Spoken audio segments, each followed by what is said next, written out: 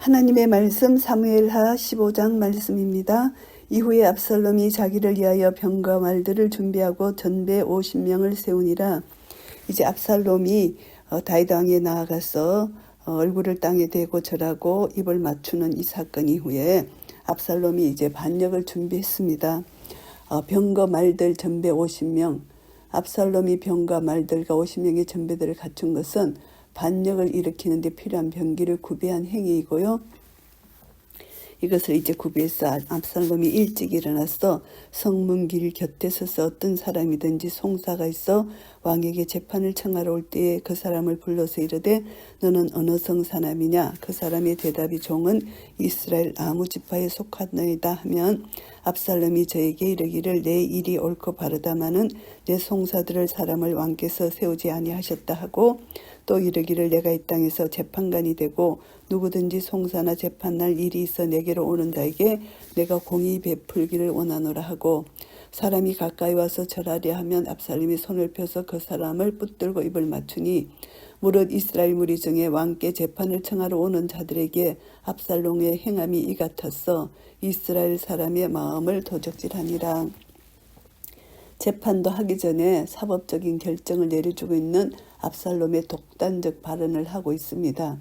다윗 왕에 대해서 불평할 수 있는 여지를 조성하고 있고요. 자기가 재판관이 된다는 것입니다. 그래서 이것을 보면은 이스라엘의 재판관 조직이 체계화되지 못했다는 것을 알 수가 있습니다. 압살롬은 이런 말을 사용함으로써 언연중 백성들에게 재판을 베풀어 주겠다. 자기의 의도를 강조하고 있는 것입니다. 입을 맞춥니다. 백성들에게 자기를 선전하고 부각하고 이것을 그들의 마음을 도적질하는 것, 이것을 이용하는 것이죠. 그래서 여기서 이스라엘 사람의 마음을 도적하니라. 이것은 남을 속여서 훔치는 것이 도적이잖아요. 압살롬은 백성들에게 관심을 보이려고 정부의 무능을 비판하고 약자를 동정하고 그들에게 애정을 보였습니다. 이런 행위는 그 백성들의 마음을 도적질하는 행위라는 것입니다. 백성들에게 성실한 통치를 베풀어서 신망을 얻는 지도자가 된 것이 아니고 오히려 기만하는 술책으로 인기를 얻는 이런 지도자의 모습으로 나옵니다. 그래서 이제 반역을 일으키는 준비를 하고 있는 것이고요.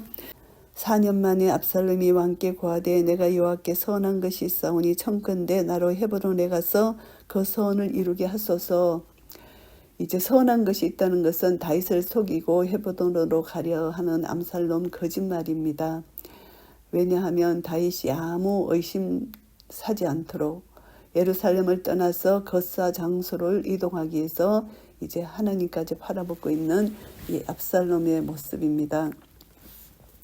그래서 헤브론으로 간다는 건 헤브론은 예루살렘 남쪽 한 30여 킬로 지점에 위치한 성읍인데요. 여호와 신앙의 발상지였습니다. 그래서 당시 예루살렘이나 기브온과 같은 종교 중심지가 있긴 했지만 압살롬이 여호와께 제사 드리기에 헤브론으로 가겠다고 한 것은 그다지 이상스러운 것이 아니라는 것입니다. 종이 아람 거슬에 있을 때 선하기를 만일 여호와께서 나를 예루살렘으로 돌아가게 하시면 내가 여호와를 섬기리이다 하였나이다. 3년 동안 만명 생활을 하던 때 압살롬이 외조부인 거슬랑 달메에게 도망쳐서 그렇게 망령 생활을 했던 때를 말합니다. 그때 자기는 예루살렘으로 돌아가면은 여호와를 섬기겠다, 제사를 드리겠다 이런 마음을 가졌다는 것이죠. 왕이 저에게 이르되 평안히 가라 하니 저가 일어나 헤브론으로 가니라. 다윗 왕은 조금도 의심 없이 이제 편안히 가리라 보내주는 것입니다. 이에 압살롬이 정탐을 이스라엘 모든 지파 가운데 두루 보내어 이르기를 너희는 나팔 소리를 듣거든 곧 부르기를 압살롬이 헤브론에서 왕이 되었다 하라 하니라. 자기들끼리 이제 각 지파 민심 동향 파악하고 거사를 일으키는 이런 작전을 짠 것입니다. 그때 압살롬에게 청함을 받은 200명이 그 사기를 알지 못하고 아무 뜻 없이 예루살렘에서 저와 함께 갔으며 이 반란을 하는 것을 모르고 200명은 그냥 아무 생각 없이 아무 뜻 없이 그냥 압살롬을 따라갔다는 것입니다. 하나님께 제사 드리러 간다고 하니까 그러니까 압살롬에게 유인당한 셈이 되고요. 만일 이들이 압살롬을 반발할 경우 이들을 살해하기까지 했을 수도 있습니다. 제사 드릴 때 압살롬이 사람을 보내어 다윗의 모사길로 사람 아히도벨을 그 성읍 길로에서 청하여 온지라. 반역하는 일이 크감에 압살롬에게로 돌아오는 백성이 많아지니라. 다윗의 모사길로 사람 아히도벨을 불렀다. 아히도벨은 지략이 뛰어난 다윗의 모사로 있었던 사람입니다. 그래서 이스라엘 가운데 그의 지략은 타의 주정을 불허하는 것인데요. 압살롬은 자기의 반란을 성공적으로 마치기 위해서 그를 영입하고 있습니다. 아히도벨이 왜 이렇게 압살롬에게 갔느냐 이것을 생각해 보면은 다윗 왕을 배반한 이유는 이제 다윗 왕의 악행에 대해서 이제 반발심을 가진 것입니다. 왜냐하면 밧세바는 아히도벨의 손녀로 추정할 수가 있고요. 아히도벨이 자기 손녀를 추행하고 또 그 손녀 사이인 우리아를 못살한 다윗 왕을 파렴치한 행위, 반감을 갖고 있다고 볼 수가 있습니다. 그러니까 압살롬의 죄가 있자 빨리 변심할 수 있는 것 우리가 충분히 짐작할 수 있고요. 또 이스라엘 정치적 상황은 급속도로 압살롬에게 크게 유리하게 되어갑니다. 다윗 왕에는 불리하게 되어가고, 왜냐하면은 다윗 왕은 밧세바 간음 사건, 우리아의 죽음, 그리고 암난의 범죄에 대해서 우유부단한 조치를 했고, 또 영토 확장 사업에 따라서 상대적으로 악화된 다윗 왕의 대국민 관심, 과다한 세금 징수 이런 것으로 인해서 상당수의 백성들은 이제 다윗 왕의 공정성, 윤리성, 통치력의 의혹을 품게 되었던 것입니다. 사자가 다윗에게 와서 고하되 이스라엘의 인심이 다 압살롬에게로 돌아갔나이다 한지라. 이제 압살롬을 왕으로 생각하고 있다는 이런 뜻입니다. 백성들이 이제 이익을 위하여 압살롬의 편에 붙었다 이런 뜻입니다. 다윗이 예루살렘에 함께 있는 모든 신복에게 이르되 일어나 도망가자. 그렇지 아니하면 우리 한 사람도 압살롬에게서 피하지 못하리라. 빨리 가자. 두렵건대 저가 우리를 급히 따라와서 해하고 칼로 성을 칠까 하노라. 다윗은 도망을 선택했습니다. 한 사람도 피하지 못할 것이다. 다 죽을 것이다. 이렇게 생각하고 이제 도망을 가는데 왕의 신복들이 왕께 고하되 우리 주 왕이 하고자 하시는 대로 우리가 행하리이다 하더라. 다 순종해서 따라옵니다. 왕이 나갈 때에 근속을 다 따르게 하고 후궁 10명을 남겨두어 궁을 지키게 하니라. 이제 언젠가 돌아올 것이라고 생각하고 후궁 10명을 남겨두게 되는 것입니다. 하나님께서는 인간의 생각까지도 주장해 주셔서 결국은 하나님의 증거를 받게 되는 것이잖아요. 그래서 이제 모든 다윗 왕을 따라 나온 예루살렘 성내의 모든 사람들, 왕의 가족들, 그의 신하들 가족들, 성내 주민들 다 이렇게 따라 나왔는데 후궁 10명을 왕을 이제 궁을 지키게 한 것, 이것은 이제 다시 돌아올 것이라는 이것을 확신했기 때문에 이렇게 궁을 지키게 한 것이고, 결국은 나단 선지자 예언대로 이렇게 이제 후궁이 백주에 이제 강간을 당하는 그런 사건이 나오잖아요. 왕이 나감에 모든 백성이 다 따라서 벳메르하게 이르러 머무니 모든 신복이 그 곁으로 지나가고 모든 그렛 사람과 모든 블렛 사람과 및 왕을 따라 가드에서 온 600인이 왕의 앞으로 진행하니라. 이제 600인이 왕과 함께 이제 도망을 가게 됩니다. 그때 왕이 가드 사람 이때에게 이르되 어찌하여 너도 우리와 함께 가느냐. 너는 쫓겨난 나그네니 돌아가서 왕과 함께 내 곳에 있으라. 이제 이때 사람, 가드 사람 이때가 이제 다윗을 따라 나옵니다. 이때는 블레셋 가드에서 망명하여 온 사람입니다. 그리고 큰 용사였기 때문에 다윗 왕은 그의 무용, 지위를 인정하고 자신의 군대 장관 중 한 사람으로 18장에 보면은 임용하게 됩니다. 너는 쫓겨난 나그네다. 이때는 이제 쫓겨났다, 도망자라는 것입니다. 그래서 이제 이때에게 말합니다. 너는 어제 왔고 나는 정처 없이 가니 오늘날 어찌 너로 우리와 함께 유리하게 하리요. 너도 돌아가고 내 동포들도 데려가라. 은혜와 진리가 너와 함께 있기를 원하노라. 하나님의 은혜와 진리가 이때 가족과 함께 있기를 원하는 다윗의 축복의 말입니다. 신앙적으로 축복을 하는 것인데 이제 돌아가라는 것입니다. 이때가 왕께 대답하여 가로되 여호와의 사심과 우리 주 왕의 사심으로 맹세하옵나니 진실로 내 주 왕께서 어느 곳에 계시든지 물은 사생하고 종도 그곳에 있겠나이다. 다윗왕을 따라가겠다는 것입니다. 자기 목숨까지도 아끼지 않고 따라가겠다는 이런 뜻이죠. 충성스러운 이것을 왕에게 말합니다. 다윗이 이때에게 말합니다. 앞서 건너가라 하며 가드 사람 이때와 그 종자들도 종자들과 함께 그와 함께한 아이들이 다 건너가고 온 땅 사람이 대성 통곡하며 모든 인민이 앞서 건너가며 왕도 기드론 시내를 건너가니 건너간 모든 백성이 강야 길로 향하니라. 함께 이제 이때도 함께 그 시내를 건너게 되고 이제 합류했습니다. 다윗과 함께 사독과 그에 함께한 모든 레위 사람이 하나님의 언약궤를 메어다가 내려놓고 아비아달도 올라와서 모든 백성이 성에서 나오기를 기다리더니 사독과 그에 함께한 레위인들이 예루살렘에서 언약궤를 메고 나왔습니다. 다윗과 동행하려 한 것이죠. 그래서 이제 그들 모두가 다윗왕을 지지하고 나섰다는 것입니다. 언약궤를 안전히 보호해야 한다는 의도보다는 하나님 인재의 상징물인 언약궤를 다윗 편에 둠으로써 장차 전투에서 다윗왕에게 유리하게 하고픈 이런 마음인 것입니다. 그래서 레위인들이 언약궤를 내려놓는 장소는 기드론 시내 건너편에 위치한 감람산이고요. 사독과 레위인들은 예루살렘 성내의 사람들이 미처 다 나오지 못하자 그들과 합류하기 위해서 감람산에 언약궤를 잠시 안치시켜 놓고 기다렸던 것이고요. 아비아달도 올라왔다. 아비아달이 예루살렘에서 감람산으로 나아갔다는 것입니다. 왕이 사독에게 이르되 하나님의 궤를 성으로 도로 메어 가라. 만일 내가 여호와 앞에서 은혜를 얻으면 도로 나를 인도하사 내게 그 궤와 궤신대를 보이시리라. 하나님의 궤를 다시 예루살렘 성내로 옮겨가라고 명을 합니다. 그래서 이제 압살롬에게 언약궤를 지키는 자로 보여지도록 하는 것이죠. 다윗이 이처럼 행동한 내면에는 지금의 곤경을 하나님의 징계로 이해했고 다윗은 자신이 현재 하나님의 징계를 받고 있는 한 언약궤를 모신다 해도 과거의 죄에 대한 징계를 피할 수 없을 것이라고 판단했습니다. 그리고 하나님이 회복의 은총을 주실 것이라는 것을 알고 있었습니다. 그래서 예루살렘 성을 떠날 때 하나님의 회복의 은혜를 확신했기 때문에 이 언약궤를 반환하게 되는 것입니다. 언약궤는 하나님의 각인적인 임재의 상징물이기 때문에 자신의 나라를 영원히 지속시켜 주시겠다는 하나님의 언약을 믿는 것이기 때문에 이 언약궤를 기태어 자기 옆에 둘 필요는 없다고 생각한 것입니다. 하나님의 임재의 상징인데 하나님이 자기 함께 하신다는 것입니다. 그러니까 다윗은 하나님의 영광이 손상되는 것을 염려하기 때문에 언약궤를 예루살렘에 되돌려 보낸 것이고요.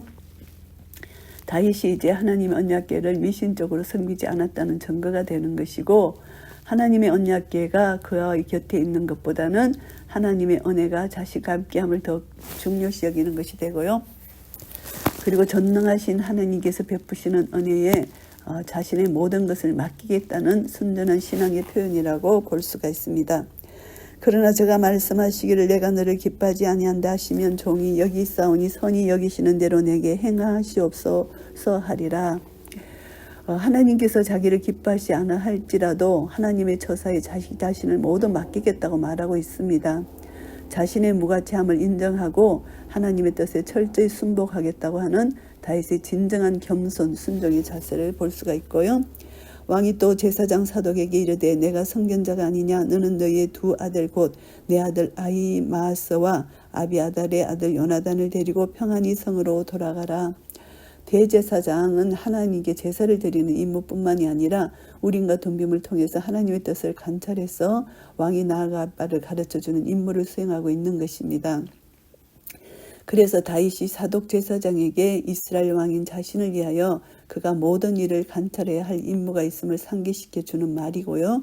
또 다윗은 이로써 이제 사독으로 하여금 예루살렘에 남아 압살롬의 동태를 살펴서 자신에게 나아갈 바를 가르쳐 주도록 일깨우고 있는 것이 됩니다.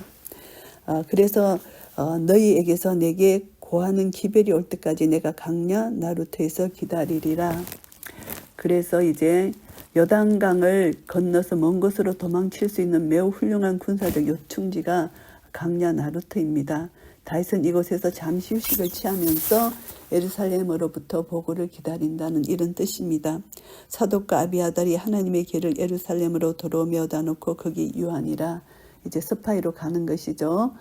다윗의 명령에 따라서 순종한 것입니다. 혹시 발각되면 죽음을 당할 수 있는데 다윗에게 완전히 충성하는 이들의 모습을 볼 수가 있습니다.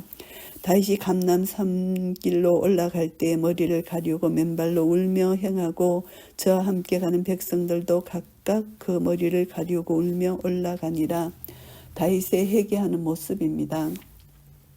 자신의 머리를 가리운 행위는 깊은 슬픔으로 인한 자연스러운 동작이고요. 그 머리는 그 사람의 명예의 상징인데 다윗은 이러한 행위, 자신의 명예가 상실된 것을 부끄러워한 행동이기도 하고요.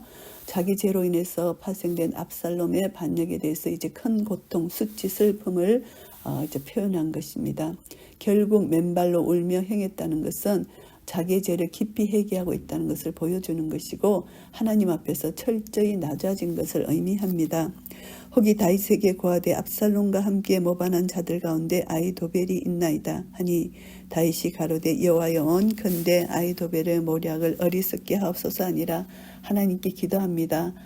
아히도벨은 모략가인데 압살롬의 모사가 된 아히도벨이 이제 얼마나 많은 모략을 줄까 이렇게 생각하고 하나님께 기도하는 것입니다.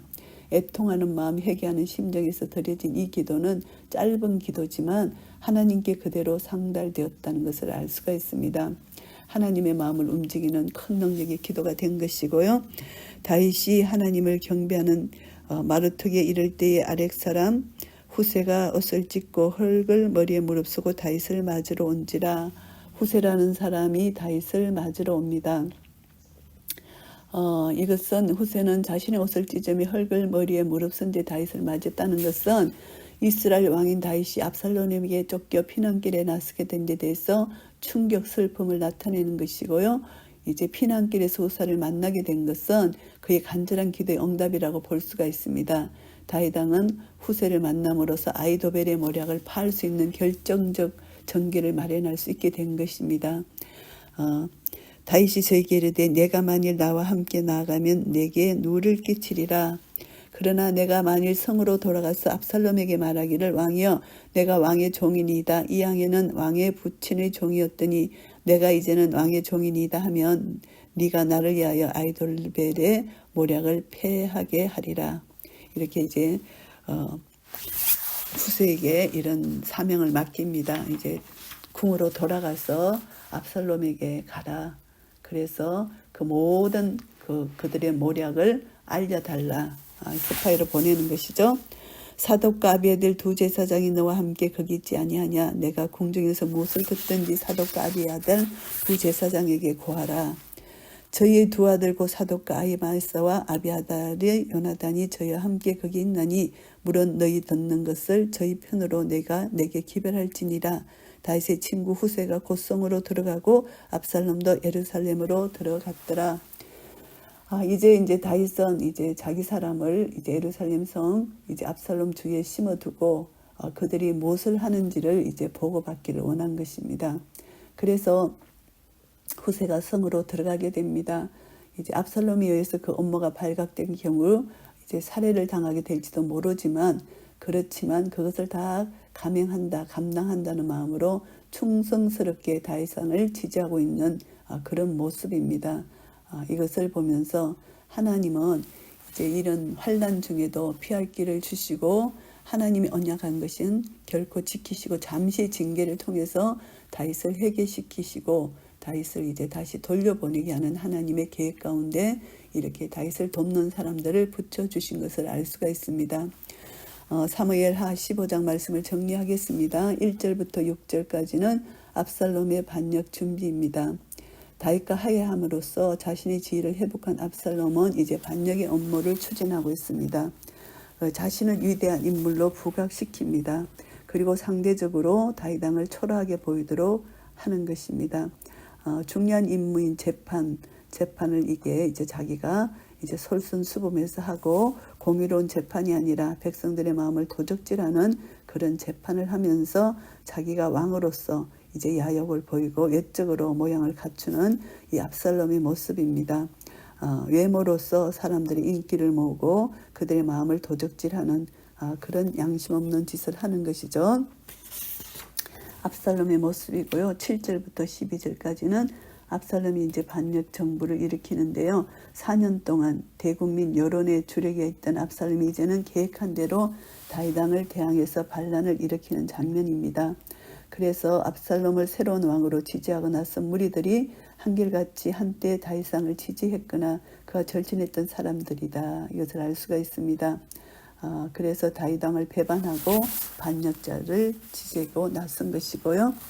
하나님께서 택하신 다윗왕을 배반하고 반역자 압살롬을 따르게 된 원인을 분석해 보면은 외모로 사람을 판단한다. 그리고 그때는 다윗도 인간의 눈으로 볼 때는 많은 죄를 저질렀기 때문에 그렇게 볼 수도 있는 것이죠. 그래서 이제 사람들이 영적으로 하나님 뜻을 깨닫지 못했다는 것을 알 수가 있습니다. 13절부터 23절까지는 다윗 왕이 도피하게 됩니다.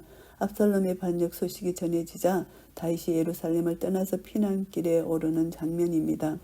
다윗이 예루살렘을 사수하지 않고 끝까지 지키지 않고 그 성을 버린 것은 한급히 떠난 이유는 거룩한 도성 예루살렘이 전쟁에 휘말려서 파괴되는 것을 원치 아니했기 때문일 것이고, 그리고 이제 다윗은 자기 지은 죄에 대해서 하나님의 징계다 이렇게 생각한 것입니다. 그래서 다윗은 이제 가드 사람 이때와 또 600명의 다윗에게 충성을 맹세하는 사람들과 함께 동행하게 되었고요. 그래서 다윗은 이제 도망을 하게 됩니다. 죄의 대가가 얼마나 혹독한 것인지를 새삼 깨닫게 되는 회개의 기회가 주어진 것이죠. 24절부터 29절까지는 이제 언약궤를 다시 예루살렘으로 돌려보내는 것입니다. 다윗 왕은 이들이 모시고 온 하나님의 궤를 도로 예루살렘 성으로 메어가라고 한 것은 지금 자신이 하나님의 징계를 받고 있는 처지라는 것, 그리고 하나님의 은혜가 자기에게 임하기만 하면 언약궤가 없을지라도 다시 왕권을 회복할 수 있다고 믿었기 때문이고요. 하나님의 궤가 자기처럼 유리방황하는 것을 원하지 않았다. 이것을 알 수가 있습니다. 그래서 하나님의 영광인 상징인 하나님 임재의 상징 언약궤를 예루살렘으로 다시 모시고 가도록 명했던 것이고요. 자신의 죄가로 인해서 고난 중에 있는 믿음의 자세, 그것은 고난, 하나님의 징계로 받아들이는 겸손의 자세고 자기 욕심을 버리고 하나님의 영광을 구하는 하나님 제일주의 자세입니다. 그래서 이제 언약궤를 예루살렘으로 모시고 가게 된 것입니다.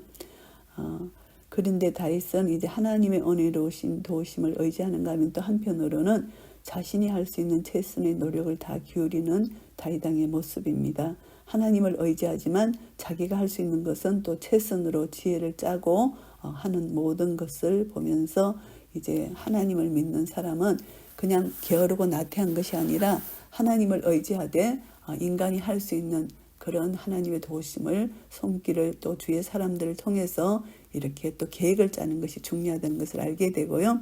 30절부터 37절까지는 다윗이 피난 도중에 또 만난 후세를 통해서 아이도벨의 모략이 끼어지는 그런 역사를 이루어 주십니다.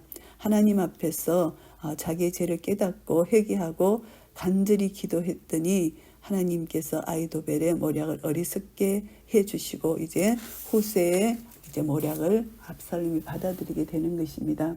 그래서 후세의 한략으로 인해서 죽음의 이 길을 넘길 뿐만이 아니라 압살롬 군대 전투에서 유리한 고지를 점령하게 됐고요. 이것을 통해서 성도의 간절한 기도는 하나님이 즉각적 응답이 있다는 것을 알게 됩니다. 후세를 만난 다윗 왕은 아이도벨의 모략을 이제 깨트릴 수 있는 그런 은혜를 얻게 되었고요.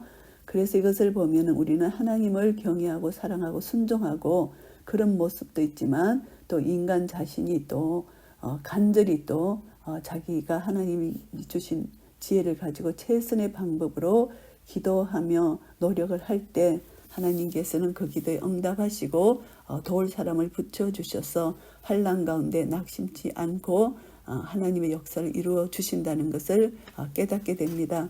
결국 하나님의 편에 선 사람, 하나님을 의지하고 기도하는 사람들에게는 하나님이 끝까지 도우시고 하나님의 은혜를 입게 되지만 환난 가운데 하나님께 기도하지만 믿음이 없는 기도, 하나님을 덜 의지할 때는 그 기도가 응답되지 않습니다. 그래서 끝까지 신실하신 하나님을 믿고 의지하고 하나님이 반드시 이루실 것을 믿는 믿음 안에서 모든 것을 행할 때 하나님께서는 그 믿음을 보시고 그 믿음의 기도를 들으시고 하나님 분명히 응답해 주셔서 모든 것을 합력하여 선을 이루시고 회개하는 심령에 하나님 크신 은혜로 채워주시는 것입니다.